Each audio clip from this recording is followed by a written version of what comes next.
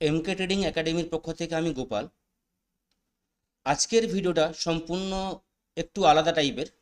প্রতিদিন ভিডিওতে আমি ইন্ডেক্স নিয়ে আলোচনা করি। আজকের ভিডিওটা সম্পূর্ণভাবে একটু আলাদা, কারণ আজকে স্পেসিফিক স্টক ট্রেডিং নিয়ে আলোচনা করব। স্টকে ট্রেডিং কিভাবে হয়। লাস্ট কয়েকদিন ধরে আমি বলে আসছি স্টকের আর্নিং সেশন, কোয়ার্টারলি রেজাল্ট চলছে।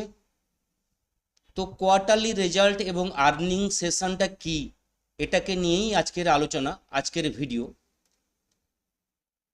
তো আলোচনায় যাওয়ার আগে প্রত্যেককে প্রতিদিনের মতো বলবো, ডিসক্লেমার অবশ্যই ভালো করে পড়ে নেবেন, কারণ এখানে যা কিছু ইনফরমেশন আমি প্রোভাইড করছি এডুকেশন এবং লার্নিং পারপাসের জন্য, বাকিটা পুরো আপনারা পড়ে নেবেন।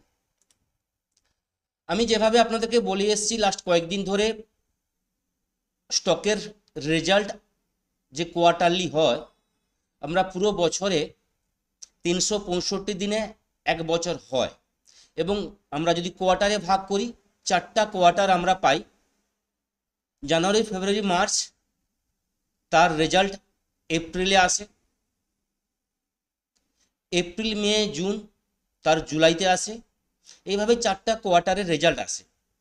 এবং এই যে কোয়ার্টারলি রেজাল্ট আসে, রেজাল্ট আসার ফলে স্টকের আগের কোয়ার্টারে কিভাবে রেজাল্ট এসেছিল, রেজাল্ট আসার পরে কিভাবে স্টকের মুভমেন্ট হয়েছে, এবং আসছে রেজাল্টে স্টকের কিভাবে পরিবর্তন হচ্ছে, রেজাল্ট কেমন আসছে, তার বেশ করে আমরা কিন্তু ট্রেডিং নিতে পারি স্টক স্পেসিফিক। তো এই টাইমটা খুব ভালো টাইম যারা স্টকে ট্রেডিং করেন। বলতে গেলে এই মুভমেন্ট বা এই টাইমটায় আমরা 40 দিন ট্রেড করতে পারবো স্টকের উপর খুব ভালোভাবে। তো 4টা কোয়ার্টার যদি আসে, 40 × 4 অর্থাৎ 160 দিন স্টকে ট্রেডিং খুব ভালোভাবেই হবে। তো আমি বলেছিলাম যে রেজাল্ট সেশনটা কবে শুরু হয়।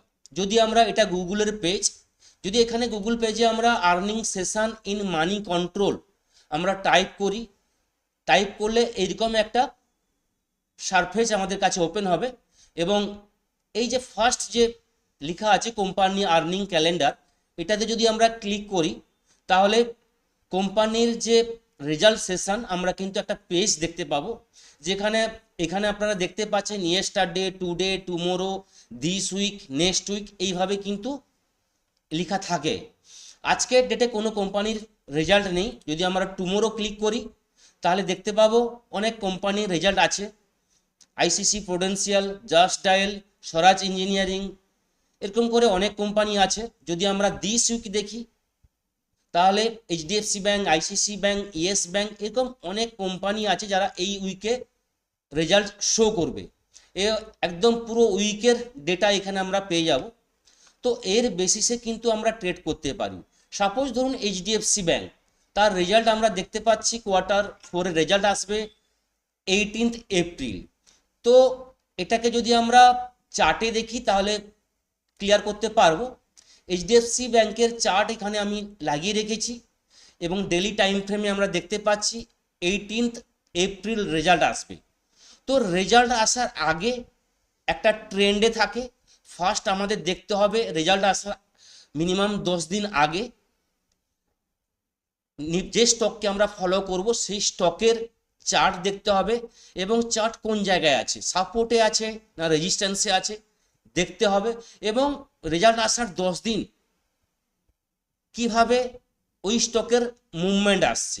যদি পজিটিভ ট্রেন্ডে থাকে, তাহলে কিন্তু সেখানে রেজাল্ট আসার আগে আমরা এক্সপেক্ট করতে পারি রেজাল্ট ভালো আসার সম্ভাবনা আছে, এবং রেজাল্ট আসার আগে একটা কিন্তু আমরা ট্রেড করতে পারি, যেখানে 5 থেকে 7% আমরা একটা আর্নিং করে নিতে পারি সেই স্টকে। যেরকম এইচডিএফসি ব্যাংক আমরা দেখতে পাচ্ছি 2 তারিখ থেকে কন্টিনিউ একটা পজিটিভ ট্রেন্ডে আছে, এবং দেখুন একটা সাপোর্ট জোন থেকে এইচডিএফসি ব্যাংক রিকভারি করার চেষ্টা করছে। 729 থেকে 4-5 দিনে 810, প্রায় বলতে গেলে 80-90 পয়েন্ট একটা রিকভারি করেছে। তো ইজিলি এই পয়েন্টটা ক্যাপচার করা যেত, যারা ফলো করছেন তারা অবশ্যই করছেন। এবং এই ট্রেডটা ততদিন থাকবে রেজাল্ট আসা পর্যন্ত। এই ট্রেডটা আপনি কিন্তু সুইং ট্রেডিং হিসাবে করতে পারবেন।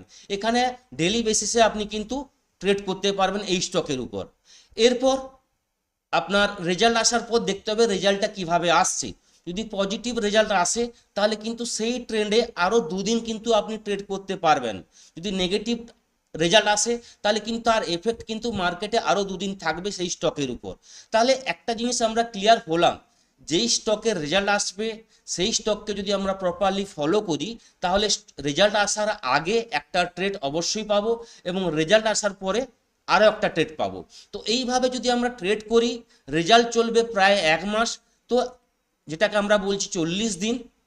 40 দিন এইভাবে কিন্তু স্টক স্পেসিফিক আমরা কিন্তু আর্নিং করতে পারবো। এইভাবে প্রতি কোয়ার্টারে যদি 40 দিন করে আমরা স্টককে সিলেকশন করে আমরা ট্রেড করি তাহলে বছরে 160 দিন স্টক স্পেসিফিক স্টককে বেস করে কিন্তু আমরা ট্রেড করতে পারবো।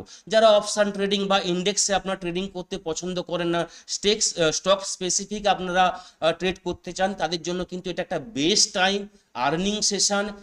সব সময় কিন্তু ফলো রাখতে হবে স্টকের রেজাল্ট কি আসছে, আগের কোয়ার্টারে রেজাল্ট কি এসেছিল এবং আগের যে কোয়ার্টারে রেজাল্ট এসেছিল তারপর ওই স্টকের মুভমেন্ট কি এসছে এবং এইবারে যে কোয়ার্টারে রেজাল্ট আসছে তার আগের 10 দিন ওই স্টকের রেজাল্ট কোন ট্রেন্ডে আছে, ওই স্টকের যে ট্রেন্ড কিভাবে মার্কেটে নিচ্ছে, এটা কিন্তু ফলো করলে নিমেষেই কিন্তু আপনি একটা ইজিলি ট্রেড পাবেন এবং রেজাল্ট আসার পর কিন্তু আবার একটা ট্রেড পাবেন।